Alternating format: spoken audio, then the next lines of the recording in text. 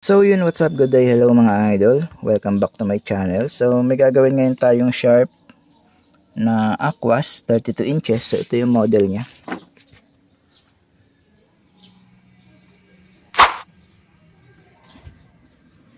So ang problema na to, namamatay-matay daw to, no? Patay sindi lang yung unit. So try natin saksak kung tama yung sinabi ng customer. So mag-on daw siya, tapos lalabas lang yung Sharp, tapos namamatay. So minsan nag-on, hindi na lumalabas yung Sharp, kumbaga patay sindi lang. Tignan natin yung indicator. So yan, nag-on siya. Tingnan natin, yun, namatay nga. So tama nga yung customer natin. So nag-on ulit siya. Yan, patay sindi lang siya mga idol. So galing na to ng ibang technician. So isang linggo na daw to doon. Kinuha na daw nila kasi hindi naman daw nagawa.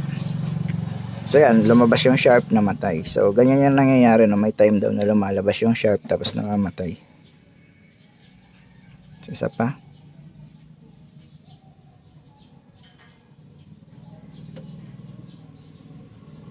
Tingnan natin kung lalabas pa yung Sharp. So yun, nag-on na siya, So namatay ulit. So hindi na lumabas yung Sharp. Isa pa.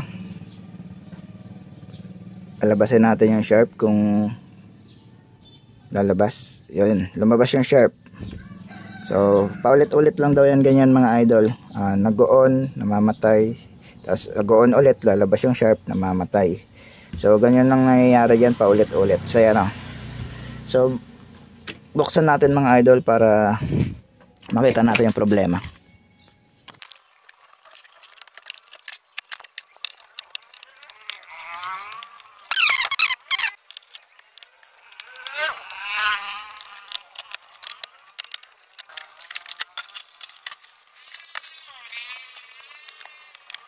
So ito na mga idol, check nyo agad kung may mga bloated na capacitor. So okay naman, hindi naman bloated yung mga capacitor nya, no.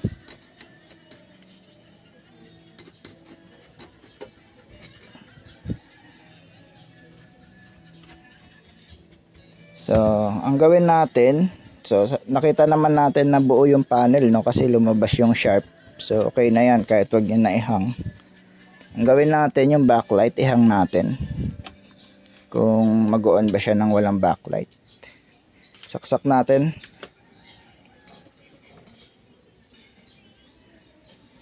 So yan, nag-green na siya. So hindi siya namatay nung hindi nakakabit yung backlight natin, no. Nakahang. So hindi siya namatay. So try nga natin lagyan ng flashlight, nga natin kung may picture.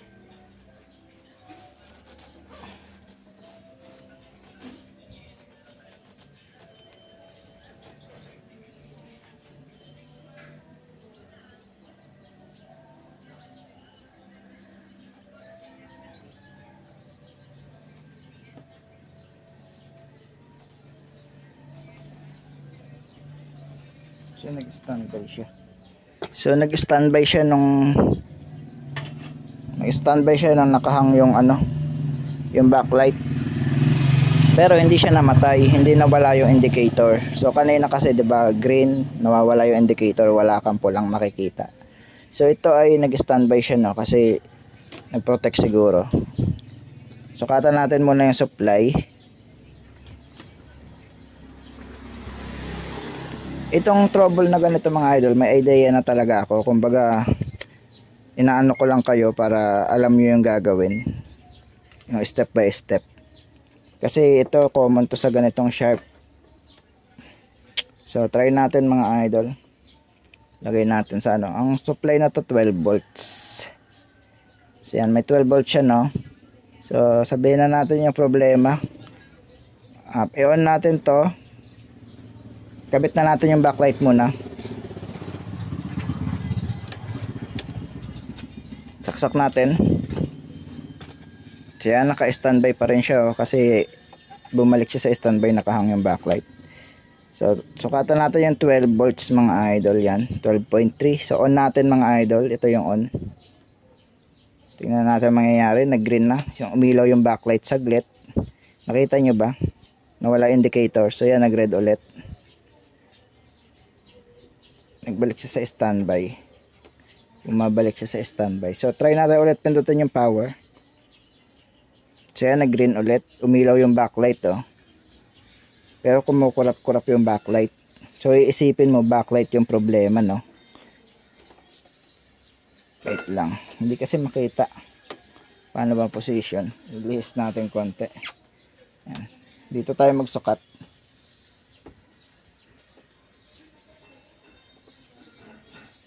Para kita. So tignan nyo yung indicator. Tapos tignan nyo yung tester. So idikit natin yung yung tester sa indicator. Para isang ano ba? Para makita nyo yung problema.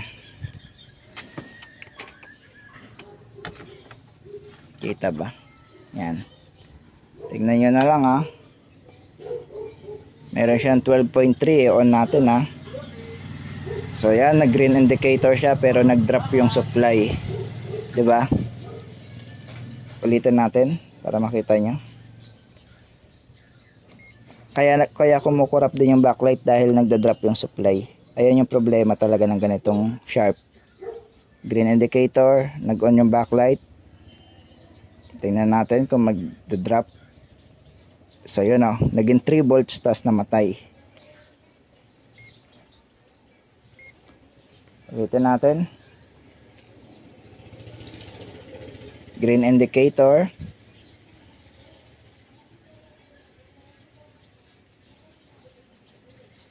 Yun. Pansin nyo.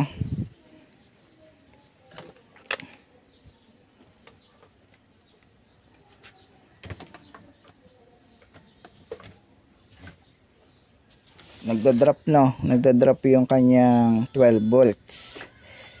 So bunutin na natin. Buksan natin yung power supply niya.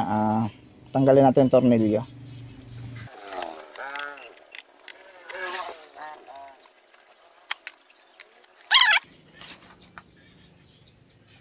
So hindi pa nahinang to.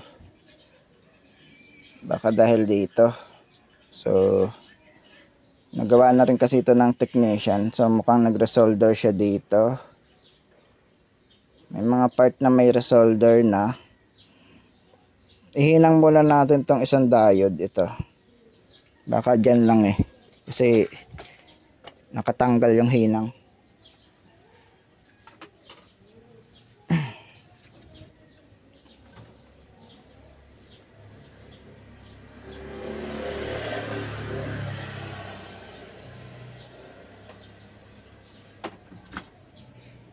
So try natin ulit mga idol. Balik natin yung backlight.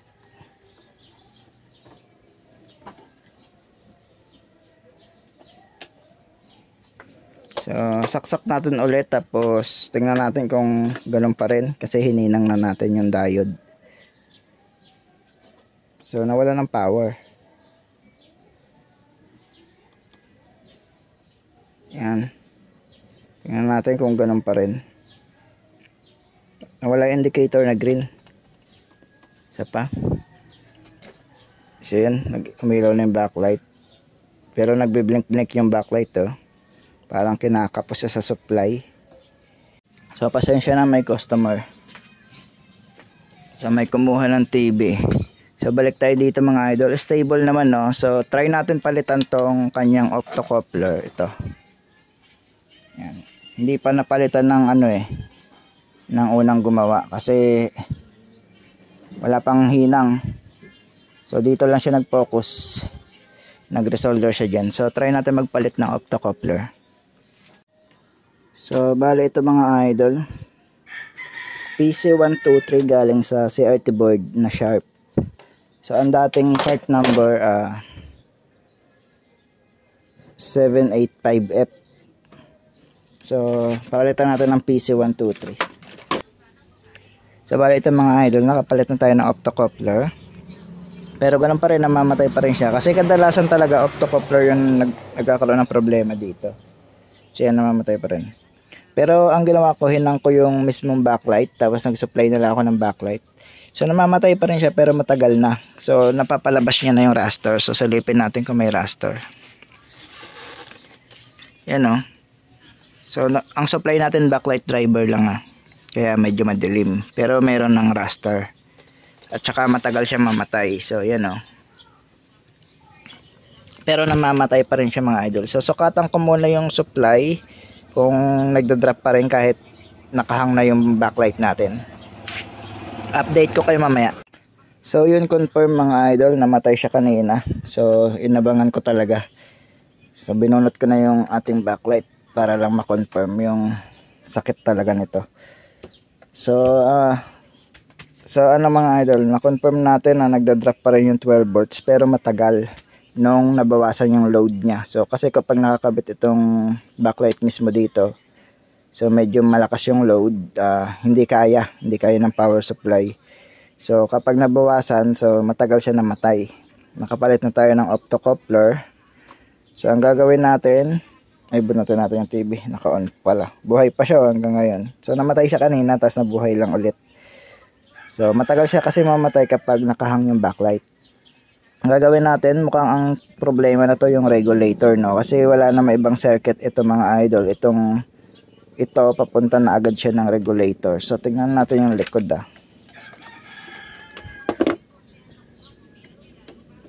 nakatornilyo.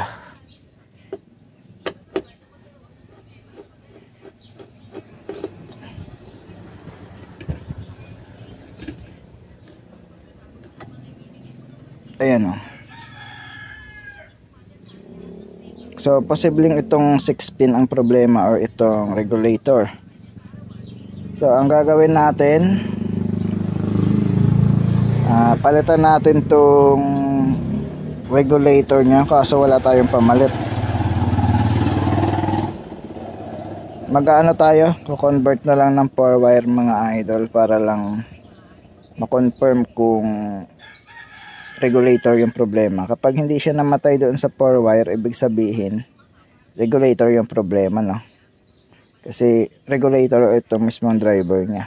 Kasi 4 wire na yun. So ganun na lang mga idol. Kapag ganun pa rin, nagda-drop pa rin siya, ibig sabihin nasa secondary yung problema. So posible yung backlight driver. So convert natin mga idol. So yun mga idol, tinanggal ko na yung regulator niya. So nagpalit na tayo ng 4 wire. Ito, dito ko muna siya ilalagay. So kapag gumana na to na hindi siya namamatay mga idol, ibig sabihin ang may problema yung regulator natin or yung driver. So kasi kanina pag nakakabit to dito, wala pa 30 seconds na mamatay na, no. So hanggang doon lang siya sa may logo ng Sharp tapos namamatay na. So try natin ngayon. Saksak natin. Sukatan muna natin yung supply kung 12 volts pa rin. Yan, 12.8. Sinet ko siya ng 12.8. Yan, umilaw na yung backlight. Pero naka green indicator pa rin tayo. So yan, nag-on na siya. Tingnan natin mga idol kung may picture. So kanina hanggang doon lang siya sa may logo ng Sharp. So yan, may raster na siya. So lumabas na yung raster niya. So buo yung kanyang backlight. So kasi kung sa backlight driver yung problema mga idol, mamamatay pa rin yan kahit naka 4 wire kasi magdadrop yung supply mo sa secondary. Kasi kapag ito nawala ng supply, so ano na yan, patay na rin yung ating 4 wire. So kung mapapansin nyo, hindi na siya namamatay, hindi na siya gaya kanina na wala pa 30 seconds na mamatay. So 12.8. So ibig sabihin buo yung backlight driver din na to at buo rin yung backlight. So yan kaya naka green indicator pa rin. So yan. So wait lang natin, pabutin natin mga 3 minutes siguro para matesting bago natin isara. At least confirm na natin na regulator or backlight driver yung may problema. Kaso wala tayong pamalit kaya napilitan tayo gumamit ng 4 wire. Kasi sa 4 wire kompleto na, no, mayroon na siyang driver sa likod at may regulator na siya. So may feedback na rin siya ito. So ito yung dating feedback. So yung tatlo na palitan natin, yung driver, yung regulator at yung feedback. So isang board na siya. So ibig sabihin nandoon talaga yung problema. So mapapansin nyo, hindi na siya namatay. So 2 minutes and 26 seconds na dito sa video ko. So silipin ulit natin kung buo pa yung raster. Ayan o. So may raster pa rin. So maya maya isasara ko na to. So kara ulit natin yung supply sa 12 volts. So yan, 12.79. So nag-drop siya ng 1 millivolt, 0.01 millivolt pala. So okay lang yan, normal lang naman yung mga ano, kasi digital to.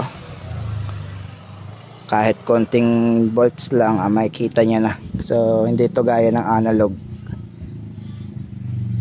So yan, hindi siya namamatay na. So 3 minutes na dito sa video. So pwede ko na to siguro isara at pa-confirm ko na rin na nasa regulator or backlight driver yung problema. Ay, backlight driver, regulator or yung mismong driver ng regulator yung may problema. Gaya nga nasabi ko, kasi kung nasa backlight driver yan, mamamatay pa rin to kahit naka 4 wire ka. Walang pinag-iba yan sa CRT TV na kapag may problema yung secondary, namamatay pa rin kahit naka 4 wire ka. Magpo-protect pa rin yan. So yan, confirm na siya mga idol. So kadalasan, pero ang unahin yung palitan mga idol ito, kasi ilang beses na naka-encounter na to, optocoupler lang yung nagkakaroon ng problema. Pero itong case natin, mukhang nasa regulator or driver yung problema. So sara ko naman mga idol yung TV para matesting. So yan mga idol, naka-fix na. So dito ko siya nilagay para mayroon tayong isolator. Saksak natin. Yan, umilaw na. Hindi pa pala nakakabit yung backlight natin. So try natin ulit. Saksak natin. Yan, umilaw na. Check natin kung may picture. So wait lang natin. So yun. Yan na siya. Hindi na siya namamatay, no? Kanina hanggang doon lang siya sa logo ng Sharp. Namamatay na siya. So talagang ayun yung problema. So sana may natutunan kayo mga idol, kahit convert ng 4 wire lang ang ginawa natin. Wala kasi tayong pamalit ng regulator at yung kanyang driver para ma-confirm sana. Pero confirm na yan, ayun yung problema, yung regulator o yung driver niya. So yun, alin doon sa dalawa, ayun talaga may problema dyan. Kaso wala tayong pamalit, kaya convert natin. So yan, hindi na siya namamatay. So pwede, sasara ko na siya mga idol, hindi ko napapakita. So ito na mga idol, isasaksak na natin. Try natin ulit kung mamamatay pa ba. So kanina pagka ilaw ng green, namamatay agad. So yan, lumabas na yung logo, pero hindi pa rin siya namamatay. Hindi pa rin namamatay yung indicator natin. So yan, okay na talaga siya, no? Ayos na to mga idol, hindi na siya namatay. So yung regulator pala, binalik natin doon para in case na may piyesa na tayo at nagkaroon ulit ito ng problema. So pwede natin ibalik yung dating stock na circuit. So nandoon pa rin yung regulator, inangat lang natin yung paa. Pwede natin yung palitan kapag nagkaroon tayo ng ganong available na piyesa, pati yung driver. So yan. So hanggang dito na lang mga idol. Kung bago ka lang sa aking channel, huwag kalimutan mag-like, share, and subscribe at pindutin ang notification bell para lagi ka updated sa aking mga new videos.